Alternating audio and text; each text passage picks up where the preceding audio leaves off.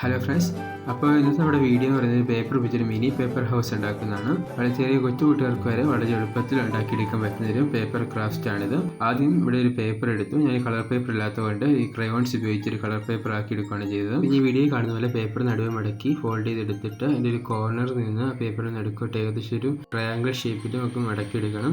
ശേഷം അതുപോലെ തന്നെ നമുക്ക് അപ്പുറത്തെ വശത്ത് നിന്നും ഇതുപോലെ നമുക്ക് ഫോൾഡ് ചെയ്തെടുക്കണം. ശേഷം നമുക്ക് ആ മിച്ചം വരുന്ന ഭാഗം കട്ട് ചെയ്ത് കളയേണ്ടതാണ്. ഇത് വീഡിയോയിൽ കാണുന്ന പോലെ ആ മുകളിലത്തെ കോർണർ ഭാഗം നമുക്ക് താഴോട്ട് ഫോൾഡ് ചെയ്തെടുക്കണം. ബാക്കി വരുന്ന രണ്ട് കോർണർ ഭാഗം വീഡിയോയിൽ കാണുന്ന പോലെ നമുക്ക് നടുക്കോട്ട് ഫോൾഡ് ചെയ്തെടുക്കാം. ഇനി നമുക്ക് മടക്കി നിവർത്തിയെടുക്കാം. ശേഷം നമുക്ക് ഈ രണ്ട് ഭാഗങ്ങൾ വീഡിയോയിൽ കാണുന്ന പോലെ കട്ട് ചെയ്തെടുക്കണം. കട്ട് ചെയ്ത ശേഷം നമുക്കിത് നിവർത്തിയിട്ട് നടുക്കൂടെ നമുക്ക് കട്ട് ചെയ്ത് വിടണം.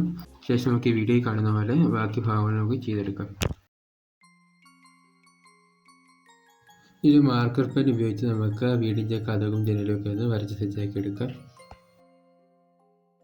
ബാക്കി വന്ന ഭാഗം മുമ്പത്തെ പോലെ തന്നെ നമുക്ക് ചെയ്തെടുക്കാം. ശേഷം ഇതിന് നമുക്കൊരു ഡോറൊക്കെ വരച്ചു കൊടുക്കാം. ശേഷം ബാക്കി വരുന്ന രണ്ട് പീസ് നമുക്ക് പശ ഉപയോഗിച്ച് ഒട്ടിച്ചെടുക്കണം. ഇനി അപ്പുറത്തെ വശം അതുപോലെ തന്നെ നമുക്ക് പശ ഉപയോഗിച്ച് ഒട്ടിക്കാം. ശേഷം പേപ്പർ വെച്ച് ഉണ്ടാക്കിയ ഒരു മേൽക്കൂര അത് നമുക്ക് പശ ഉപയോഗിച്ച് ആ വീടിന് മുകളിൽ നമുക്ക് വൃത്തിക്ക് ഒട്ടിച്ചു കൊടുക്കാം. ബാക്കി കളർ പേപ്പർ വെച്ച് നമുക്ക് ബാക്കി വീഡിയോകളെല്ലാം കൂടെ സെറ്റാക്കി എടുക്കണം. അപ്പോൾ ഫ്രണ്ട്സ്, നമ്മുടെ ബാക്കി വീഡിയോകളെല്ലാം കംപ്ലീറ്റ് ആയിട്ടുണ്ട്.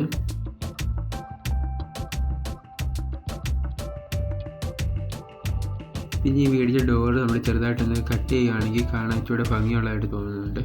അപ്പോൾ ഇന്നത്തെ ക്രാഫ്റ്റ് വീഡിയോ ഇത്രയേ ഉള്ളൂ. എല്ലാവർക്കും ഇഷ്ടപ്പെട്ടു എന്ന് വിചാരിക്കുന്നു. വീഡിയോ ഇഷ്ടപ്പെട്ടാൽ ലൈക്ക് ചെയ്യാനും ഷെയർ ചെയ്യാനും അതുപോലെ ഇത്തരം ക്രാഫ്റ്റ് വീഡിയോകൾക്കായി ചാനൽ സബ്സ്ക്രൈബ് ചെയ്യാനും മറക്കല്ലേ.